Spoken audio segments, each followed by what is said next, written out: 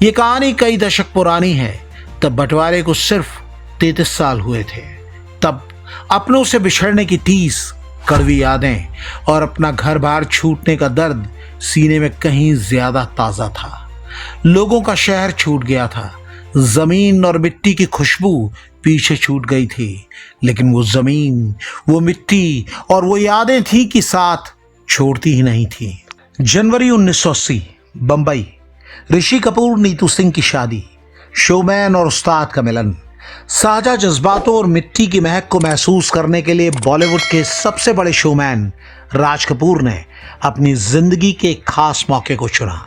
जनवरी 1980 में अपने दूसरे बेटे एक्टर ऋषि कपूर और नीतू सिंह की शादी के मौके पर राज कपूर ने पाकिस्तान से कव्वाली के उभरते सितारे उस्ताद नुसरत फतेह अली खान को बंबई बुलाया। ये वो दौर था जब राज कपूर भारतीय सिनेमा की बुलंदियों पर थे और उस्ताद नुसरत फतेह अली खान की शोहरत का सूरज भी पूरी दुनिया में चमकने लगा था। लेकिन ये सिर्फ दो सुपरस्टार कलाकारों का फ्यूजन नहीं था, इसके जरिए रिश्ते की एक खास कड़ी भी जुड़ रही थी।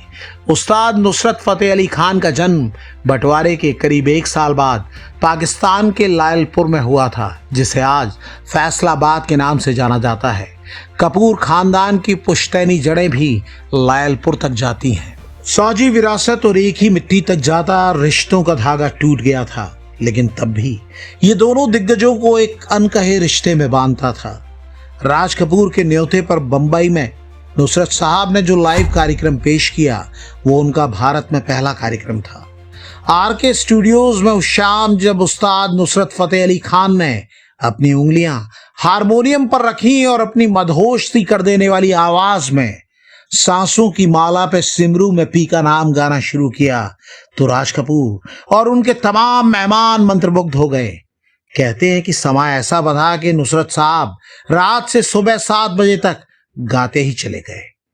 जो उस्ताद नुसरत फतेह अली खान को नहीं जानते, उन्हें बता दें कि नुसरत साहब का परिवार 600 साल से कव्वाली की परंपरा को संजोए है। नुसरत साहब ने इस परंपरा को आगे बढ़ाया, बल्कि नई बुलंदियां दी। उनके पिता उस्ताद फतेह अली खान कभी नहीं चाहते थे कि नुसरत कव्वाली के पेशे में आए। उस जमाने में कव्वालों के सामाजिक संघर्ष को देखते हुए पिता की ख्वाहिश थी कि उनका बेटा डॉक्टर या इंजीनियर बने और आरामदायक जिंदगी जिए। लेकिन नुसरत की तकदीर में तो कला से दिलों को जोड़ना लिखा था। 1964 में पिता का इंतकाल हो गया। तब महज 15 साल के रहे नुसरत ने एक रात अपने पिता को सपने में गाते देखा और संगीत को ही अपना जीवन बना लिया। अभी उनके भतीजे और चहेते शागिर्द उस्ताद राहत फतेह अली खान सूफियाना विरासत को संभाले हुए हैं। उस्ताद नुसरत फतेह अली खान ने सूफियाना कव्वाली को खानकाहों और दरगाहों से बाहर निकालकर लंदन, पेरिस और न्यूयॉर्क के बड़े बड़े कंसर्ट हॉल्स तक पहुंचाया। उन्होंने अमीर खुसरो, अल्लामा इकबाल और बुल्ले शाह जैसे महान भारतीय और सूफी कवियों की रचनाओं को अपनी रूहानी आवाज दी। 1990 के दशक में उन्होंने भारत के दिग्गज गीतकार जावेद अख्तर के साथ मिलकर संगम जैसा ऑल टाइम हिट एल्बम बनाया।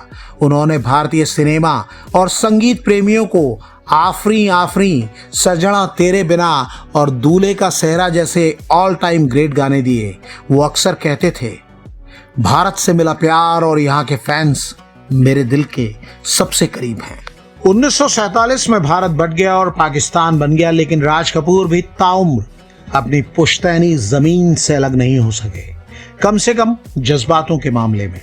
अंग्रेज अपनी कूटनीति से जिसे बांट कर चले गए थे, राज कपूर उसे दिल से पराया नहीं मान पाते थे। राज कपूर अपनी मौत से ठीक पहले जिस फिल्म हिना पर काम कर रहे थे, उसकी कहानी भी भारत के एक नौजवान और पाकिस्तान की एक लड़की के प्रेम पर आधारित थी।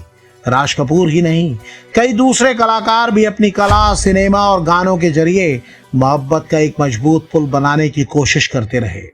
1990 के दशक में जैसे शाहरुख खान, सलमान खान और आमिर खान की तिकड़ी का बॉलीवुड पर दबदबा रहा, ठीक उसी तरह एक जमाने में राज कपूर, दिलीप कुमार और देवानंद की त्रिमूर्ति का जलवा था। इन तीनों दिग्गजों की जन्मभूमि आज पाकिस्तान में है। शोमैन राज कपूर का जन्म पेशावर की मशहूर कपूर हवेली में हुआ था। दिलीप कुमार यानी यूसुफ खान का जन्म पेशावर की किस्सा ख्वानी बाजार की गलियों में हुआ था और सदाबहार अभिनेता देवानंद का जन्म शकरगढ़ में हुआ था, जो बंटवारे के बाद पाकिस्तान का हिस्सा बन गया। कहा जाता है कि इन तीनों के दिलों में अपनी जन्मभूमि की याद ताउम्र साथ रही। देवानंद तो अपनी माटी की खुशबू को कभी भूल ही नहीं पाए।